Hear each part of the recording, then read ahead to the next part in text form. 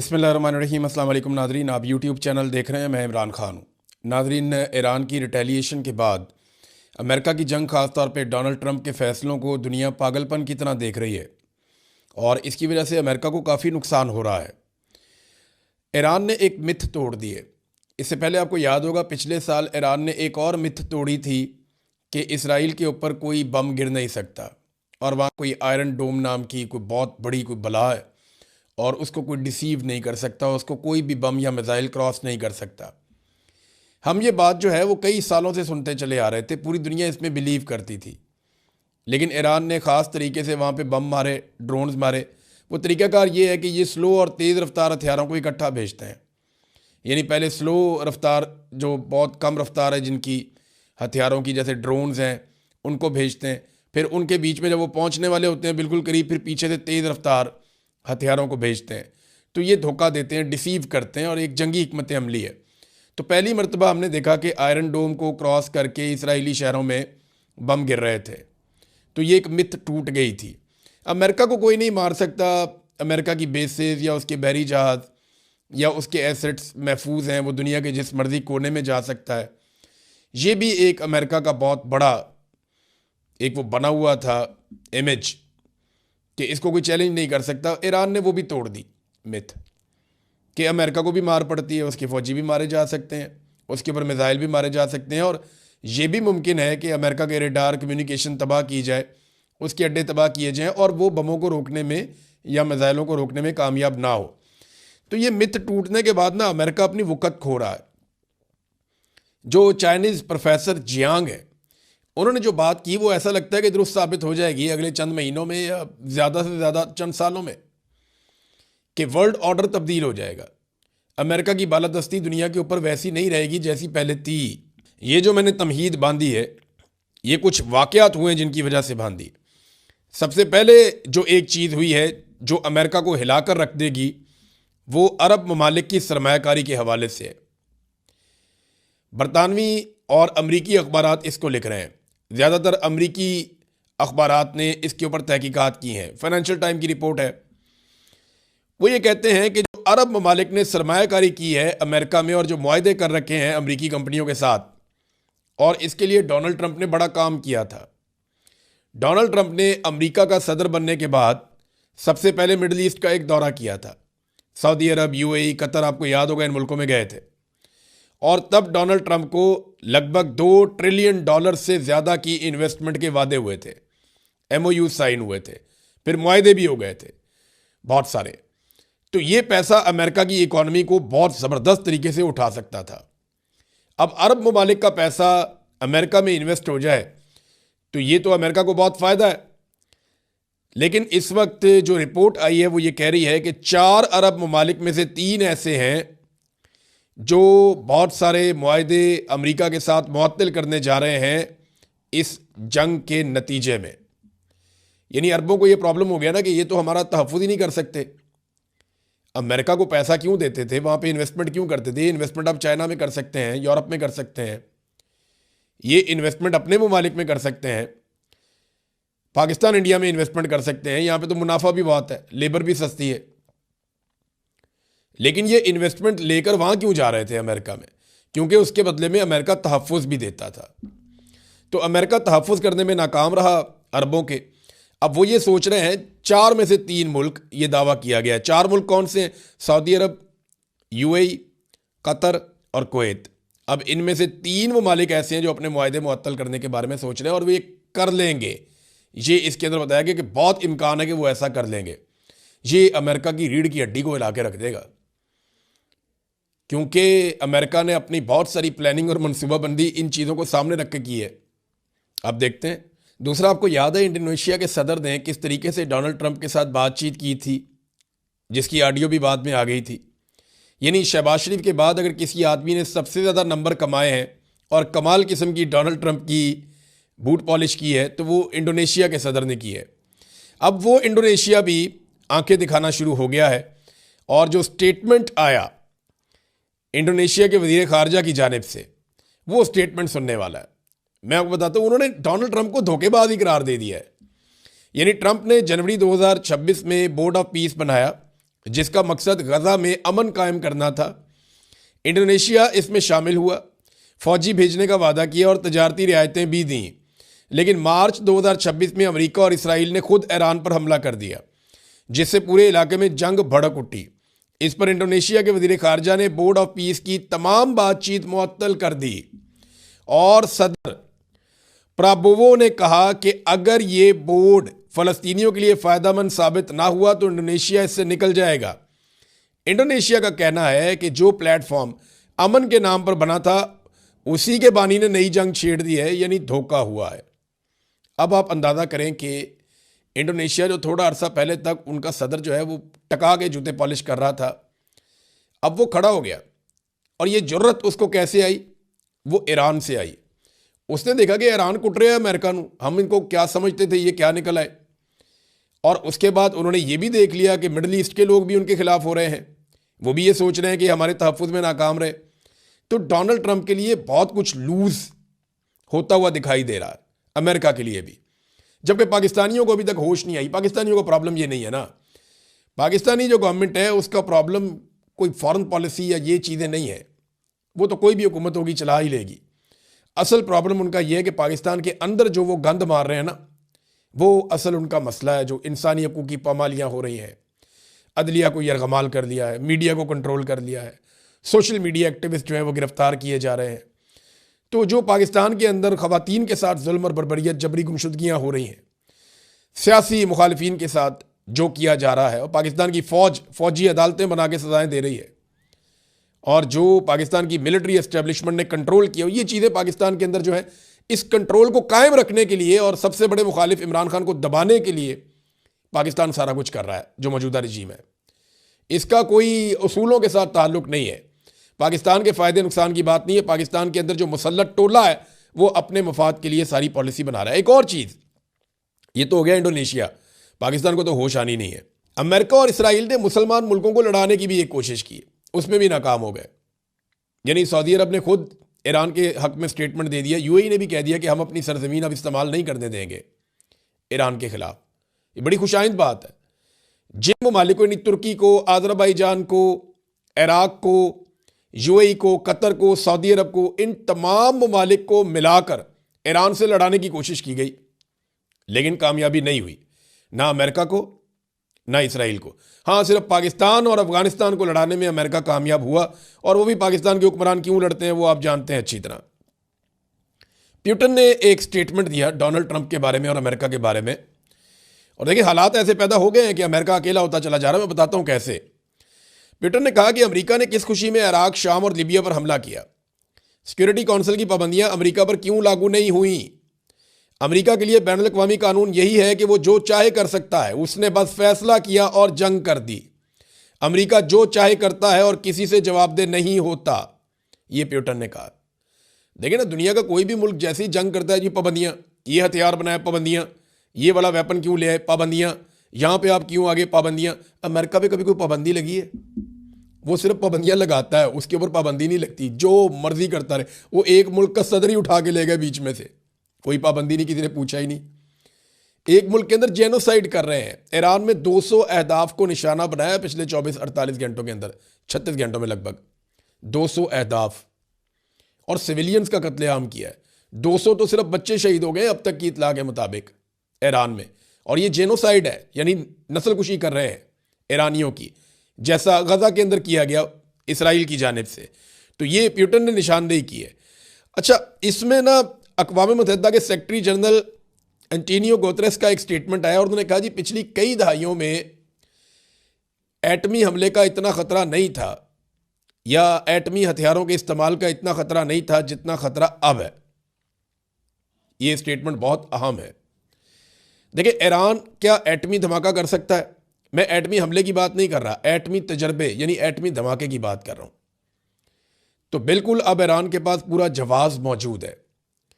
लेकिन अगर ईरान ने बार बार के हमलों से और लड़ाई से बचना है तो उन्हें एक ऐसा हथियार अब चाहिए होगा जिससे इसराइल की बोलती बंद हो जाए। यानी अगर ईरान के पास एटम बम हो तो इसराइल कभी भी उसके साथ झगड़ा नहीं करेगा, पटाखा भी नहीं चलाएगा। वो यही सोचेगा कि ये तो इनको मारने की आदत है ईरानियों को, ये तो मारते हैं आगे से, ये नूरा कुश्ती तो नहीं करते। ना ये इंतज़ार करते हैं, ना ये लिहाज करते हैं, तो ये एटम बम मार देंगे। लिहाजा जिस दिन ईरान के पास एटम बम आ गया, इसराइल की तरफ से उसको खैर हो जाएगी और अमेरिकन भी फिर आहिस्ता आहिस्ता पीछे हट जाएंगे, क्योंकि फिर उन्हें सिर्फ कुछ मिसाइल चाहिए होंगे, जैसे शुमाली कोरिया के पास है। शुमाली कोरिया को कोई नहीं छेड़ता, जो मर्जी करे। उन्होंने इंसानी हकूक की पामालियों की तारीख रकम कर दी अपने मुल्क के अंदर। शुमाली कोरिया को एक जेल बना के रख दिया, उस मुल्क से बाहर कोई नहीं जा सकता। वहां पे एक आदमी कोई हुकूमत के खिलाफ कोई चीज करे तो पूरा का पूरा खानदान उठाते हैं। वो अजीब किस्म का मुल्क है वो, लेकिन कोई पूछ नहीं सकता, बात ही नहीं कर सकता, क्योंकि एटम बम है, मिसाइल है। तो ईरान को जो है वो ताकत हासिल करनी पड़ेगी, और बहुत मुमकिन है कि ईरान कोई तजर्बा ऐसा कर दे आने वाले दिनों में जिसके बाद ये लड़ाई ना सिर्फ ख़त्म हो जाए बल्कि हमेशा के लिए बंद ही हो जाए। फिर ट्रंप ने ना एक दावा किया था शुरू में, और ये अब आलमी सतह पे मीडिया पे छप रही हैं चीज़ें, यूरोप में ये चीज़ें बहुत छप रही हैं कि ट्रंप ने पहले सबसे ना कुछ ममालिक को ये कहा था कि हम 4 दिन के अंदर ये जंग ख़त्म कर देंगे। ट्रंप का अंदाज़ा भी यही था। फिर बाद में कहा नहीं जी, हमें 4 हफ्ते लग जाएंगे, और अब पेंटागन ये बता रहा है कि इसमें 6 महीने भी लग सकते हैं। तो ये वाकई एक दलदल बनती जा रही है अमेरिका के लिए, ट्रंप के लिए। और कतर ने खबरदार किया है, कतर के जो वज़ीर तवानाई हैं उन्होंने कहा जी अगर ये सूरत हाल जो इस वक्त बनी हुई है आबनाए हुर्मुज़ में, अगर ये सूरत हाल प्रलॉन्ग कर जाती है 2-3 हफ्ते, ज़्यादा टाइम नहीं बता रहे, अगर 2-3 हफ्ते ऐसा होता है तो इसके नतीजे में क्या होगा? इसके नतीजे में आलमी मंडी में पेट्रोल की कीमत दोगुनी हो जाएगी। यानी जो 68 पे प्राइस थी जंग शुरू होने से पहले, वो $150 तक वो कह रहे हैं चली जाएगी फी बैरल। और ये बहुत बड़ा झटका होगा आलमी मंडी को, और पूरी दुनिया के अंदर जो है तरक्याती मामलात रुक जाएंगे, एक बहुत बड़ा बहरान पैदा हो जाएगा। ये बात कतर ने कही है और उन्होंने खबरदार किया है। बरतानिया, इटली, स्पेन, फ्रांस, जर्मनी और इन समेत बहुत सारे और मुल्क हैं जो अमेरिका के बड़े शानदार इत्तेहादी हुआ करते थे, आंखें बंद करके अमेरिका के साथ मिलकर अटैक करते थे दूसरे मुल्कों पे। कनाडा भी एक है। इन मुल्कों ने तो कभी सोचा ही नहीं था, अपने दिमाग से काम ही नहीं लिया था। जैसे ही अमेरिका ने कहा इधर अटैक, ये सारे साथ चले जाते थे, उधर अटैक, ये सारे साथ चले जाते थे। इराक पे अटैक हुआ, शाम पे हुआ, अफगानिस्तान पे हुआ, लीबिया पे हुआ, ये सारे साथ जाते थे, हमेशा जाते थे, कभी सवाल नहीं किया इन्होंने। लेकिन अब ये ममालिक डोनाल्ड ट्रंप की लड़ाई का हिस्सा नहीं बन रहे। ये बहुत बड़ी पेशरफ्त है। वो इस लड़ाई को डोनाल्ड ट्रंप का गलत कदम समझ रहे हैं। यानी एक तरफ मुज़ाकरात हो रहे थे और फिर धोखा देकर ईरान के ऊपर हमला किया गया। तो अब वो कंट्रोल अमेरिका का यूरोप के ऊपर या मगरबी उन ममालिक के ऊपर जो अनकंडीशनल सपोर्ट करते थे अमेरिका को, उनके रजीम को, उनकी किसी भी हुकूमत को, वो अब अमेरिका को हासिल नहीं है सहूलत। तो ये वाली सहूलत अब मैसर नहीं है, तो कमज़ोर हो रहा है। डोनाल्ड ट्रंप की गलती जो है या वो पागलपन जो है, एक जंगी जुनून, क्योंकि देखे ना एक मुल्क का सदर उठा लिया तो कॉन्फिडेंस ही कुछ और हो गया उसका। इसको मार, उसको खैंच। शहबाज शरीफ जैसे लोगों ने वो पॉलिश की, जिधर देखा सलूट मार दिया, उसका दिमाग ख़राब हो गया कि मैं कुछ भी कर सकता हूँ, किसी को भी छेड़ सकता हूँ। वो उस चक्कर के अंदर जो है ना, हालांकि ईरान को बहुत मार पड़ रही है, ईरान के अंदर इतनी तबाही फैला दी है इसराइल ने और अमेरिका ने कि उसकी कोई मिसाल नहीं मिलती। इतनी बम्बारमेंट इन्होंने जिस तरह अफगानिस्तान पे की थी या जिस तरह इन्होंने इराक के ऊपर की है, उससे ज़्यादा बम्बारमेंट ईरान के ऊपर कर रहे हैं। लेकिन चेन ऑफ कमांड उनकी नहीं टूट रही और वो वापस जवाब दे रहे हैं। देखिए ना, जो ईरान ने ऑफिशियल स्टेटमेंट दिया, उन्होंने कहा जी अब तक जो हमने हथियार चलाए हैं ये 2010 से पहले वाले थे। ये ऑफिशियल स्टेटमेंट है उनका। उन्होंने कहा 2010 से पहले वाले हथियार हमने चलाए हैं, उसके बाद वाले हथियार अब हम चलाना शुरू कर रहे हैं, और अब जदीद हथियार आएंगे जो हम चलाएंगे। और इसके अंदर उन्होंने बताया जी हमारे बैलिस्टिक मिज़ाइल्स हैं कुछ, और हाइपरसोनिक मिज़ाइल्स हैं, और ये बेहतर हैं, अहदाफ के ऊपर बेहतरीन जाते हैं। अब डोनाल्ड ट्रंप ने ये कर दिया अमेरिका के साथ। ट्रंप के लिए दुआएं शुरू हो गई हैं अमेरिका में। वो एक वीडियो भी आई है जिसमें बहुत सारे ऐसे मजहबी टाइप के लोग खड़े हैं, औरतें और बंदे, वो डोनाल्ड ट्रंप के कंधों पे, बाजुओं पे हाथ रख के तो उसके लिए दुआएं कर रहे हैं। तो अब मामला जो है ना वो दुआओं पे आ गया, और अमेरिका की तरफ से बहुत सारे लोगों ने इसको मजहबी जंग बनाने की कोशिश की है। यानी इसराइल की जानिब से, अमेरिका की जानिब से वो इसको मजहबी जंग का रंग देना शुरू हो गए। देखिए ना, मामला शुरू हुआ था जी इनके पास ये वाले हथियार नहीं होने चाहिए, लेकिन ये दुनिया के लिए ख़तरा है, लेकिन ये एटम बम बना रहे। मामला कहाँ से शुरू हुआ था? अब मजहबी जंग पे आ गया। अगर तो आपने हथियार ख़त्म करने थे तो आप स्कूलों पर अटैक क्यों कर रहे हैं? और वो साबित हो चुका है कि स्कूल के ऊपर अटैक अमेरिका ने किया था, इसराइल ने नहीं किया था, जिसके ऊपर ईरान में बहुत गमो गुस्सा है। नाज़रीन, जो सैटेलाइट कंपनियां हैं बैनुल अक़वामी, उन पर भी दबाव डाला जा रहा है अमेरिका की जानिब से कि जो फुटेज है वो जारी ना करें, तस्वीर जारी ना करें, क्योंकि सैटेलाइट वाली तस्वीर जब आती हैं तो उनका कंपैरिजन करके पता कर लेते हैं लोग कि अमरीकी अड्डे कितने पहले थे और कितने अब हैं, यानी किस हालत में थे और अब किस हालत में, इनके रडार पहले किस हालत में थे अब कैसे हैं, इनके कम्युनिकेशन सिस्टम पहले कैसे थे अब कैसे हैं। तो सैटेलाइट तस्वीर बनाने वाली जो मुख्तलिफ कंपनीज़ हैं उनके ऊपर भी दबाव डाला जा रहा है कि आप फौरी तौर पर जारी ना करें, बेशक उसमें टाइम ले लें, 3-4 दिन के बाद जारी करें, लेकिन फौरी तौर पे जारी ना करें। इसराइल भी रोक रहा है कि इसराइल के अंदर जो तबाही और बर्बादी है, बहुत सारा मलबा वहाँ पे पड़ा हुआ है, उसकी कवरेज ना करे आलमी मीडिया, जबकि ईरान में ऐसा कुछ नहीं है, वो कहते हैं जी कर लें। और मैंने आपको पहले भी बताया था, मैं आपको फिर बता रहा हूँ कि इसराइली शहरी, ये 1 हफ्ते की लड़ाई है, इसके अंदर ज़हनी मरीज़ बनते जा रहे हैं। वो नीचे बंकर्स के अंदर हैं, वो नीचे सुरंगों के अंदर हैं, ज़ेर ज़मीन जो उनकी पनाहगाहें हैं उसके अंदर है, और वो ज़हनी मरीज़ बन रहे हैं। थोड़ी थोड़ी देर बाद धमाकों की आवाज़ें आती हैं, सारा दिन वहाँ सायरन बजते रहते हैं, तो वो ज़हनी कोफ्त का और बीमारियों का शिकार हो रहे हैं, एक तनाव का शिकार हो रहे हैं। जबकि ईरानी जिनकी इतनी सारी शहादतें हो गई, वो सड़कों पे फिर रहे हैं, इकट्ठे होकर एहतजाज करते हैं। वो एक जगह पे ईरानी एहतजाज करते हैं, वहाँ धमाके हुए और वो वहाँ से हिले भी नहीं, वहीं खड़े होकर उन्होंने खैबर खैबर के नारे लगाना शुरू कर दिए, हैदर हैदर के नारे लगाना शुरू कर दिए। ये नारे उन्हें ताकत देते हैं, वो आज़ाद होते चले जा रहे हैं और ये तनाव का और बीमारियों का शिकार होते चले जा रहे हैं, और ये फोबिया में मुब्तला हो जाएगी पूरी की पूरी कौम, जो इसराइल इनके साथ करवा रहा है इस वक्त। नाज़रीन, पाकिस्तान के लिए एक और बहुत बड़ी प्रॉब्लम खड़ी हो गई है पाकिस्तान की हुकूमत के लिए। वो प्रॉब्लम आपको बताने से पहले मैं आपको ये बताना चाहता हूँ कि पाकिस्तान ने कर्ज़े कितने ले लिए। वफाकी हुकूमत ने तबाही फेर दिया कर्ज़ों की। इनको नए जहाज़ चाहिए, अय्याशी चाहिए, उन जहाज़ों में अपनी नौकरानियाँ, अपनी बेटियाँ, उनके शौहर, उनके बच्चे, रिश्तेदार, लटरम पटरम सबको लेकर इनको जाना है, मेकअप आर्टिस्ट, ये वो सब। इन्होंने अपनी लाइफ इंजॉय करनी है महंगे महंगे जहाज़ लेकर। और मज़े की बात यह है कि वो इमरान खान साहब कहते थे ना कि बाहर से लोग हमारे मुल्क में नौकरियां करने आएंगे, ये मेरा ख्वाब है। वो ख्वाब मरीम नवाज़ ने पूरा कर दिया। मरीम नवाज़ का जो जहाज़ है उसके गैर मुल्की पायलट हैं और उनको डॉलरों के अंदर तनख्वाहें दी जाएंगी। कोई $38,000 बता रहे एक की पता नहीं $32,000, ऐसे कुछ ज़्यादा तनख्वाहें उनकी। तो ये अब जो पायलट्स हैं मरीम नवाज़ के, वो गैर मुल्की हैं। गैर मुल्की क्यों है कि जैसी इमरजेंसी होगी गैर मुल्की पायलट इनको लेके निकल जाएंगे। पाकिस्तानी पायलट होगा तो सवाल होगा, जवाब होगा, दबाव भी होगा, बात बाहर भी निकलेगी। गैर मुल्की पायलट है तो कोई बात नहीं निकलेगी, फ़ौरन लेके फ्लाई करेगा। भागने की फुल तैयारी है इनकी। मैं अच्छी तरह समझ रहा हूँ सारे मामला जो हसीना वाजिद के साथ हुआ।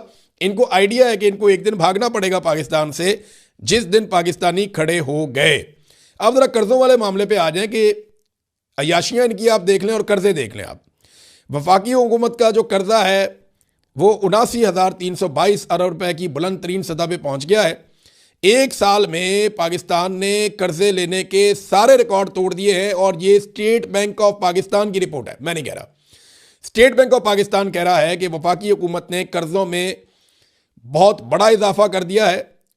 फरवरी 2025 से लेकर जनवरी 2026 तक पूरे एक साल में जो मकामी कर्ज़े लिए हैं वो 5,734 अरब और बैरूनी कर्ज़े में 1,464 अरब रुपए का इजाफा किया।